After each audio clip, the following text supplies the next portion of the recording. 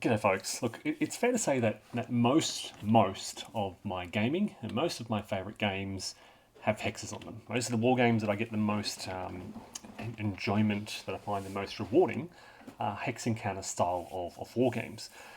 But there are many exceptions to this, and over the past 10 to 15 years in particular, I think we've seen a lot of innovation and sort of creative ways to move away from hexes. Maintaining that some of my favourite publications over the last 10 years have been Hex Encounters games, but there are some great examples of designs that do move away from Hex Encounters. And I wanted to do a video to celebrate these designs, to celebrate how often moving away from Hex Encounters can create really interesting situations, and in some cases actually model or simulate historical circumstances better than Hex Encounters can do. And so here's my list of top 10 war games without hexes. And I want to start with number 10, Assault on Gallipoli. This is a design by Kieran Oakley and Russell Loke. It was first published in 2022. The second edition has been published by Hexasims in 2024. You can currently purchase that from the Hexasims website. And as many of you will be aware, Gallipoli is probably my primary topic of historical research interest. I've published quite a lot on Gallipoli and circumstances surrounding Gallipoli, and I think the use of area movement in Assault on Gallipoli really captured the feel of the campaign. Now I've explored and considered ways to simulate the campaign for 15 plus years, but I feel that Assault on Gallipoli really captures that essence. It captures the struggle for the heights, the entrenchments, the struggle, all the elements of the area, particularly around Anzac Cove in the north of Cape Helles, is captured really well in Assault on Gallipoli, using that area control mechanism, breaking the area down into areas, making clear delineations of where you can and can't move, and representing the elevation in really effective ways.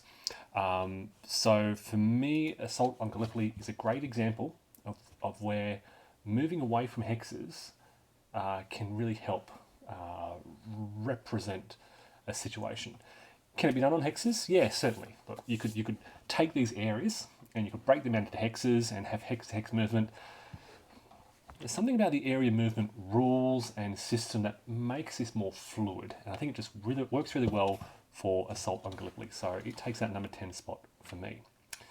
In number 9, I think Skies Above Britain is a great design, and I think aerial sort of warfare, both in terms of tactical and operational design, works really well when moving away from hexes. Now I've played, admittedly, not a lot of hex-based warfare games, but they've never quite stood out for me personally as much as the non-hex-based games do. This has a really, really fluid, from everything from combat to the card drawing for dogfighting, through to the broader sort of simulation board. There are no hexes in any aspect of this design. It's of course a Jeremy White, Gina Willis design, and of course part of the series. But this is the one that I've played. Skies Above Britain. There's also, is it Storm Above the Reich, Skies Above the Reich, and several others. But of course they all use a similar system that moves away from hexes, and it creates, I would argue, again, a more immersive environment. I think it enables you to in a way connect with the dogfighting, to become immersed in that situation. Whereas, again, you could replicate this using hexes, but it'd be more rigid, not quite as smooth. At least that's been my experience of hex-based aerial combat designs. As always, if you've got any if you feel like I'm missing something, please let me know. But Skies Above Britain, I felt really immersed the player in every aspect of the Battle of Britain, from takeoff and pursuit and interception and using formations to the actual dogfight with enemy aircraft. Every aspect of that, none of which used hexes, was really effective. So for me, that's number 9. In number 8, look, very similar argument I'd make for RAF, the Battle of Britain. This is more sort of operational. And I will point out, I pointed out elsewhere, that you can take Skies Above Britain and combine it with RAF, the Battle of Britain. I never did it. It would be a huge game, but it can be done. So RAF Battle of Britain takes a more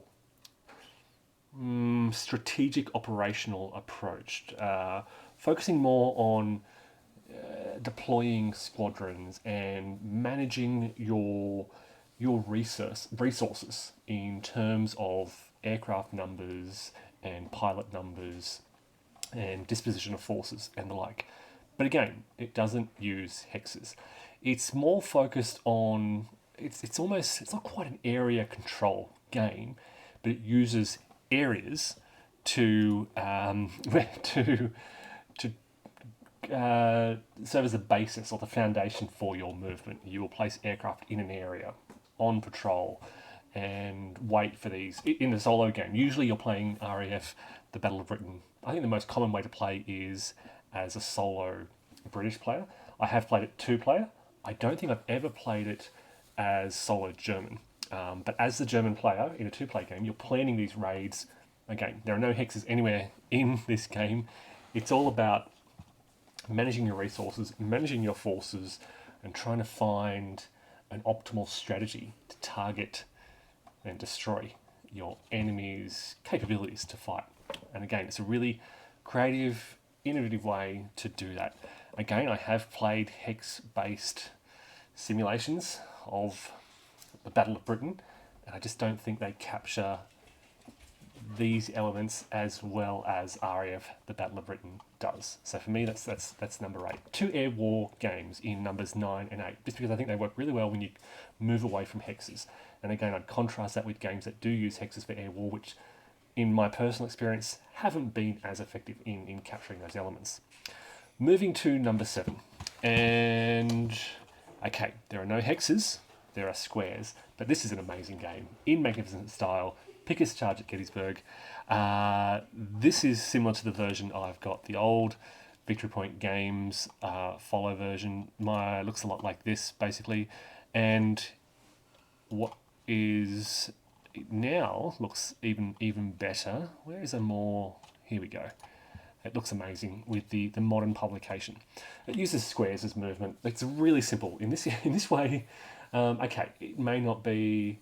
It's more on the game side of things, of the spectrum, compared to heavy simulation. It's a very light game, but a very enjoyable game, and one that, again, really kind of immerses you in the situation in a slightly different way. You really kind of barrack for your various brigades, and there's an incredible amount of tension in this game as they advance. Now, the rules are a key element here. It's not just the use of square boxes, but here's a great example of how just a square box grid can serve as a foundation for a really interesting and engaging game design.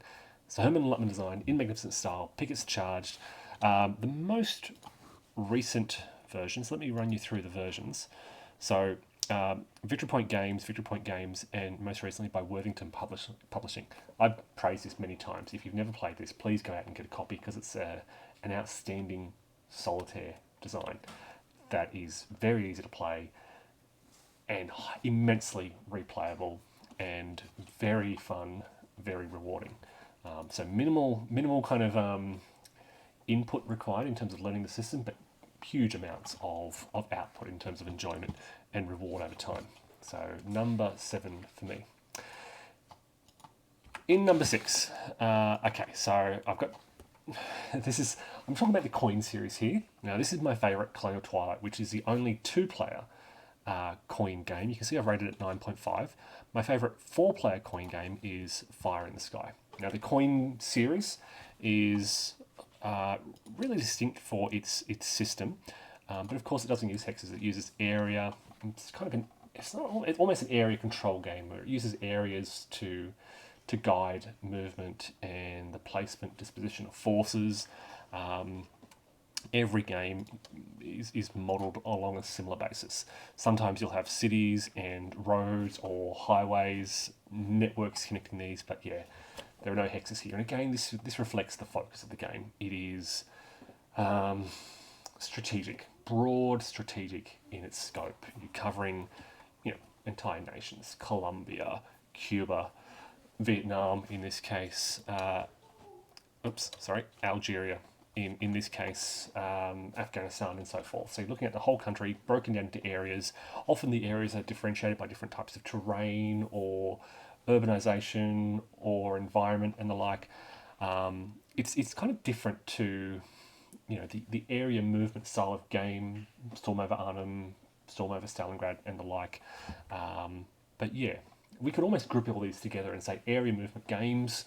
But I thought I'd have an entry for the Coin series because it's been very successful, and as a series has kind of modelled that strategic situation very effectively in different environments, different conflict environments, counterinsurgency environments. I think it's been very successful, even going back to Falling Sky and I've forgotten the other title, but across many different eras, different types of conflicts, I think it's been very successful as a basis for modelling counterinsurgencies.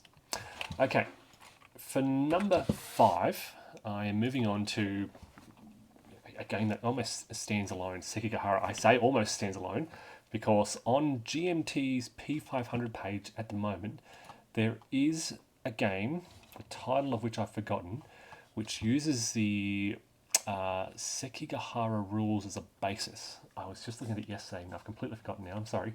But for me, it's point-to-point movement block game. Now, what is succinct about this? Okay, so I can talk about block games as using kind of area-based movement again. I really wanted to showcase Sekigahara as an example of a great game that combines sort of point-to-point movement and blocks and a card-facilitated system all in one package. There are no hexes here, and your considerations are kind of spread across those 3 areas: point-to-point movement, hidden information blocks, hidden information cards, and card and force management. So it really stands out as quite a unique game. Yes, it has these kind of common elements, point-to-point movement, blocks, cards, but there's nothing until this new game is published, and I'll be racking my mind as I'm recording, trying to think about it. Until this new game is published, it really stands out for me. Pause the video, found it, it's Bear Trap. Bear Trap uses the Sekigahara system. It's currently $59 on the GMT P500 page. It looks slightly different, so I've been very intrigued to see how this works. The Soviet invasion of Afghanistan. So yeah, very interesting, and it will use the Sekigahara system. So that was number 5 for me. All right, number 4, Imperial Struggle. And look, no hexes. It is... There's so much going on. Okay, yes, there are hexes. They are the forts, and they represent sort of your control and military forces. But what I'm talking about here is it's not a hex-based map system. You've got, in a way, point-to-point connections. Not quite point-to-point movement, but these dotted lines show connections between areas where you're stretching out your control and trade and the like. Fascinating game again, and just so innovative. Yes, I've said many times, and if you've watched my other videos on Imperial Struggle, I've repeated this point that yes, while it is inspired by Twilight Struggle and was kind of sold as the sequel to Twilight Struggle, I think Twilight Struggle is a sound game. It's good. I think Imperial Struggle is an amazing game and very innovative and unique and creative and so different to Twilight Struggle. So yeah, and ending up to Jason Matthews, a wonderful design that that uses quite a few different mechanics and elements. If I can bring up the mechanics list below, there should be area majority, influence, events, open drafting, point-to-point movement, secret unit deployment, simulation, whatever that is. But yeah, and really creative war game, modelling the conflict between broader sort of eras of conflict between France and Britain. So number 4 for me. Number 3 is Bayonets and Tomahawks. Now, again, very innovative, very creative design. It uses point-to-point movement, but in combination with other forms of movement and really unique combat mechanisms. And look, there are so many. It's not just point-to-point movement. You've got the trails, you've got the naval movement, and you combine that with the different unit types and the combat mechanisms, and it's like Sekigahara in a sense. And this is probably, I mean, thinking about it, it's probably the closest game we currently have to Sekigahara. But look, taking some established mechanics, but creating a entirely unique system. I don't think there's anything like this.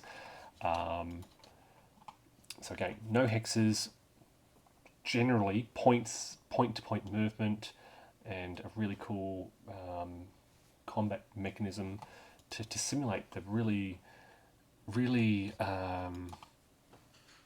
unusual nature of warfare. A lot of 7 Years' War in North America, French and Indian War games are very creative. Wilderness War. I'm just going to forget all the names of them on the spot, but they're often quite creative in the way they model that situation in Ohio Valley, New England region.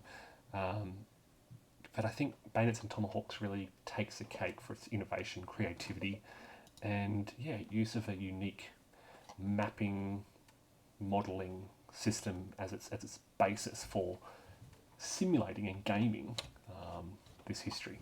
So number 3 for me, Bayonets and Tomahawks. Number 2 is I'm actually combining Napoleon's Triumph and Bonaparte at Marengo. Right, so the two, and I'm not going to add Guns of Gettysburg here because I don't think it's anywhere near as good as these two. So Napoleon's Triumph, Bonaparte at Marengo, 2 games that use, and again, it uses areas or locales on a map. To be honest, I think this looks better, but I think the images that we have for Bonaparte at Marengo, recently published as Triumph a Marengo, are better. So I can show you some of the Bonaparte Marengo maps. Hard to see the locales, but this map is broken down into little locales. Here's a better image where you can see these locales. It's not area control, but it uses roughly areas as a basis for movement, or rather the space that your forces will occupy. But then movement is really quite clever, in particular in Bonaparte and Marengo, where the road network plays arguably a more critical role than at Austerlitz in Napoleon's Triumph. Bonaparte Marengo really requires, I'd argue, it's been a while since I've played this, but more careful study of those road networks and how you can use movement points along those roads. Whereas Marengo is more about force management and surprise and deception in a way. So both outstanding games. They have quite a different flavour. If you played one and not the other, they do play through quite differently, despite having a very common style of rules. But they use, the key element here is this use of what I described, I think, as locales, as the basis for holding your forces. Again, you're not. It's not area control. It's about controlling the spaces, but this is where your forces go. And look, this works beautifully, and it brings the focus. I spoke about this in my recent because these games made my top 10 wargaming maps. It brings the focus to the region itself and the defining features like rivers and towns and locales, and of course the forces that occupy those spaces, rather than the open fields. So the locales become sort of a background feature to the movement and control and management of your forces. So for me, that's a real standout, and I love this system. And people have praised this system since it came out, with the exception of Guns of Gettysburg, which I've said a number of times. I just don't think it works for this type of modelling, which is really interesting. Here I am praising Bonaparte Marengo, but Guns of Gettysburg, just for me, it didn't work. Maybe again, just my experience with it was poor. Maybe I had a few bad run-throughs, but yeah, never really enjoyed it. And then I get to number one, and probably no surprises here. My favourite game, but what I'm going to do is combine it. So point-to-point movement, and I'm going to combine a number of games here because they all fundamentally use the same ideas. Point-to-point movement in a card-driven system, I think, is brilliant, and I know a lot of people don't like this. I respect that. I respect people don't like point-to-point movement, that they feel it's artificial, it takes them away, removes some of the connection. For me, at this sort of grand strategic scale, okay, when you're looking at from the Near East, you're looking from a map of Paths of Glory going from the Persian Gulf all the way up to London. From where are we going? All the way up here. Yeah, to all the way down. This is Spanish. Great. I brought up a Spanish map. But look, to cover such a broad area in a way that, once you've played it many times, can really recreate the circumstance, the tension on the Western Front, the stalemate on the Western Front, and the mobility on the Eastern Front, with these wide manoeuvres out in the Sinai Palestine and the like, is really quite amazing. To do all that on one map in a card-driven system is quite amazing. I should stop praising Paths of Glory because you're all probably sick of it. But I'm going to combine this idea with Hannibal Rome versus Carthage, Hannibal versus Hamilcar, sorry, Hannibal Rome versus Carthage. I'll even add in Caesar, Rome versus Gaul, and of course Triumph of Chaos, all of which use that same fundamental idea of taking a large geographical area, using a card-driven system to help players manage the movement of large forces. Now you've got Reds, the Russian Civil War by GMT, which is a hex-based system which does this.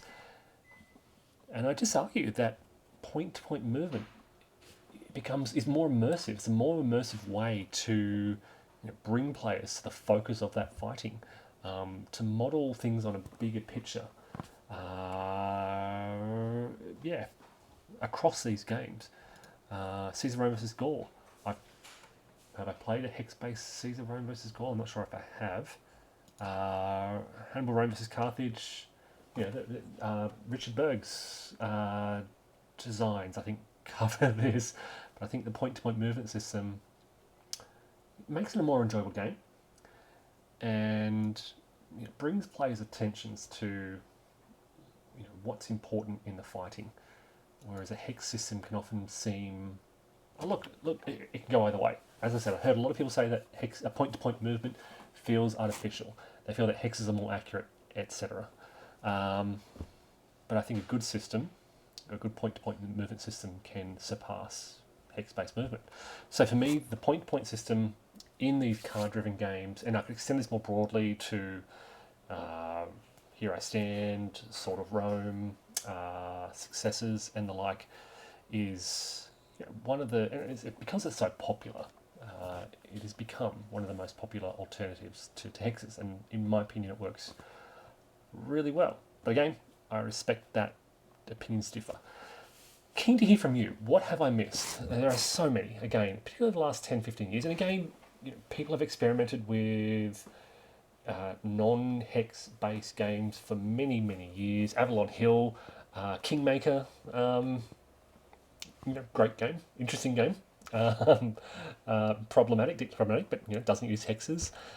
Storm over Normandy. What is it? Is it Storm over Normandy? Storm over Arnhem, the like, area control, Columbia block games. What else? Republic of Rome, technically a war game that abstracts war without any hexes. What else have I missed? And how far does it go back? Battlecry uses hexes. Ignore that. What else? What have I missed? And how far back does it go? Kriegspiel. Kriegspiel, of course. To my knowledge, I've never actually played it, but a lot of that sort of simulation of miniatures gaming doesn't use hexes. The pub battle style of system, much like Bonaparte Marengo and Napoleon's Triumph, doesn't use hexes. So what else? What else is there? What have I missed? Please leave a comment. Let me know what I've missed. Let me know your own thoughts. Let me know what you don't like. I'm keen to hear more from people who don't like the point-to-point system. If you don't like anything that I've mentioned here, please let me know. Keen to hear, what people think about these systems. Thank you for watching, everyone, and take care. Bye for now.